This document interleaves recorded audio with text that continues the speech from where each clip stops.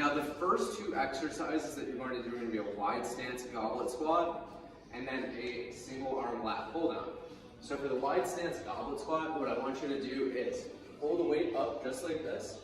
We're going to have our feet wide, and what we're going to do is we're going to actually focus on sitting back in this exercise. And that's going to be a way to make this kind of squat more of a knee-friendly based exercise.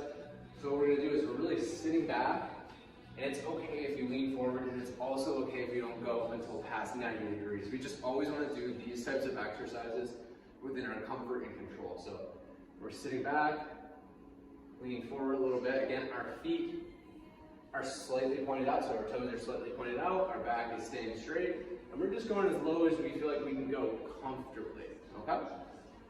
Once you get done with all the reps there, you are going to go over to your lat pull down. So for this, you would have needed a clip, just like this.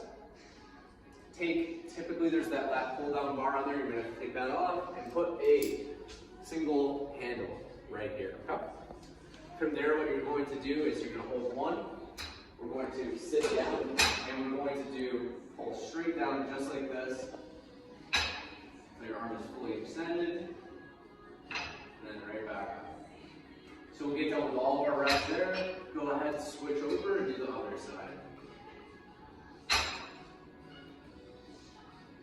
And you can feel this in your back and your bicep. Once you get done with this, go ahead, rest. And then you're going to move back to your wide stance dumbbell squat. So that's going to be your A1 and A2. The next two exercises you're going to do are going to be a machine chest press and then a dumbbell lateral raise. So depending on the machine that you have, there might be some adjustments. We're going to push this so it's all the way out. In this case, this one's pretty straightforward. So all we're doing is we're just going to hold on to the handles and just press straight forward just like this. Do this all within our comfort and also within our control, okay? So like I said, this one is paired with a lateral raise, so do all your reps here. You can stand up, grab your dumbbells, and all the lateral raises is just opening up just like this out to the side. If you have any kind of shoulder issues, what you can do is point your thumbs up and go more in front of your body, okay? So this is going to be how you modify that exercise. So we'll do all of our reps here, move on over to there, and then go ahead, take a break, and then repeat. Okay. The next exercise that we're going to do is the dumbbell row. So imagine that this is a bench right here. What I'm going to have you do is just put one hand on the bench, and we're going to row straight up from here. If this is a little bit challenging, or if this position is a little bit challenging, you can still be on a bench and treat this like a bench and go just like this. So we want to make sure that we keep our elbow tucked in nice and tight to our body. We want to try to avoid having your elbow out here just like that. So do all your reps on your right side, do all your reps on your left side, and then we're going to go right onto the floor. We're going to do a regular hip bridge. So for the hip bridge, go ahead and lie down and push your hips straight up towards the ceiling. Just like this. So we'll get through with all of our reps for this exercise. You should feel that in your butt. We'll get through all of our reps here. Take a break, go back to the dumbbell rows until you get through with 2 or 3 sets, whichever you decide you're doing. Okay. Next one, we still need a pair of dumbbells. We're going to do a dumbbell push press.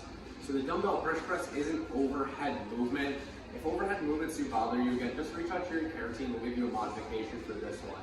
This is also fine if you want to skip, as this is in the bonus section. So for the push press, we're going to have the weights right here, and we're going to bend our legs slightly. We're going to come up, and we're using that upward movement to help us get the weights up. So we're just here, use our legs to get the weight up, and it's going to be an explosive movement. Still go down under control. Press straight up. When you go down, make sure you're under control.